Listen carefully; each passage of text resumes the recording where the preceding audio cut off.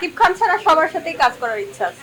আমি ব্যক্তি সাকিব খানকে একটু অপছন্দ করি, তার সাথে কাজ করলেই দেখা যায় পার্সোনাল লাইফে একটা খারাপ প্রভাব চলে আসে। এরপরে সে যে কাজটা করলো এটা নোংরামি ছাড়া কিছুই না, এটা ক্ষমতার অপব্যবহার। আমি কথা হচ্ছে সিনেমা নিয়েও, আর আমার কয়েকটি সিনেমা পেন্ডিং এ আছে, ওগুলোর কাজ শেষ করব। আর রিলিজের অপেক্ষাতে আছে 3টি, এগুলো এখন সেন্সরে আছে।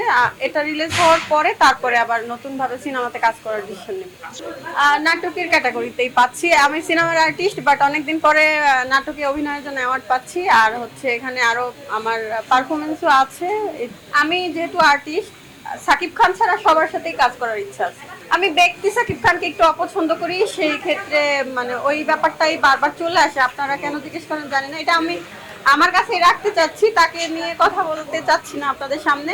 বাট সে ছাড়া নতুন পুরান যারাই আছে সবার সাথে কাজ করার ইচ্ছা আছে আমার। এটা তো আমার চেয়ে ভালো আপনারাই জানেন, কারণ এই ব্যাপারটা নিয়ে তো আপনারাই বেশি ঘাটাঘাটি করেছেন। তার সাথে কাজ করলেই দেখা যায় যে পার্সোনাল লাইফে একটা খারাপ প্রভাব চলে আসে। কেউ কেউ বলে তার বাচ্চার মা হয়ে যাব, আর কেউ কেউ বলে তার বউ হয়েছে 3 বছর পরে এটা প্রচার হবে, আর কেউ কেউ তো নিজেকে তার বউ বলেই দাবি করে। তো এই সব মানে পুরো ব্যাপারটা আমার কেন জানি মনে হয় তার নাম মানে একটা উল্টাপাল্টা কিছু। এই কারণে আমি তার সাথে কাজ করতে ইচ্ছুক না। তার কারণে দ্বন্দ্ব না থাকলেও আমি যেহেতু একজন ফিল্মের আর্টিস্ট, তার জন্য আমার মনে হয় যে আমি অনেক গালি শুনি, আমাকে মানুষ খারাপ কথা বলে, তার কারণে আরো অনেক আর্টিস্টরাই বাজে কথা শুনে।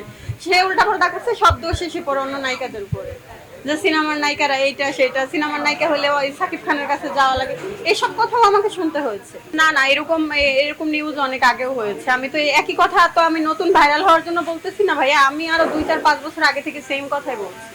নতুন ভাবে ভাইরাল হওয়ার মতো আমার কাছে কিছুই নেই, আমি আলোচনায় থাকতেই চাই না। এই কারণেই আমি আপনাকে বলছিলাম যে এই কথাটা বাদ দিয়ে অন্য কোনো কোশ্চেন থাকলে করেন। শাবনূর আপা, তার সাথে তো ওরকম কোনো স্মৃতি নাই, বাট আমার ফিল্মে আসা, তাকে ফলো করেই, তার প্রতি ভালোবাসাটা আছে বলেই ইলেকশনের সময় সে আসছিল, তাকে জড়িয়ে ধরেছিলাম। সে যেহেতু আমার ড্রিম হিরোইন, তার সে সামনে আসার পরে আমার যেরকম লাগছে এটা আসলে বলা পসিবল না, ওই ফিলিংসটা প্রকাশ করা সম্ভব না। একেবারেই নোংরা একটা অবস্থা, কারণ ইলেকশনের সময় আমি ছিলাম, আপনারা সবাই ছিলেন, আপনাদের সবার সামনে। আর সে কিন্তু আমার শিল্প সমিতির পদ পর্যন্ত বাতিল করে দিয়েছিল।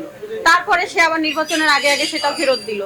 আবার সে নির্বাচনের রেজাল্টের পরে নিপুণ আপু সবার সামনে এসে কি করলো, মেনে নিল, সবার সামনে সে ফুলের মালা পরিয়ে দিল। আমরা কিন্তু সবাই শিল্পীরা সবাই খুবই খুশি ছিলাম যে যা হওয়ার পিছনে হয়ে গেছে। এখন যেহেতু আবার ইলেকশন হয়ে গেল, নিপুণ আপু এটা ভালোভাবে গ্রহণ করলো, সবাই তার প্রতি প্রচন্ড হ্যাপি ছিলাম।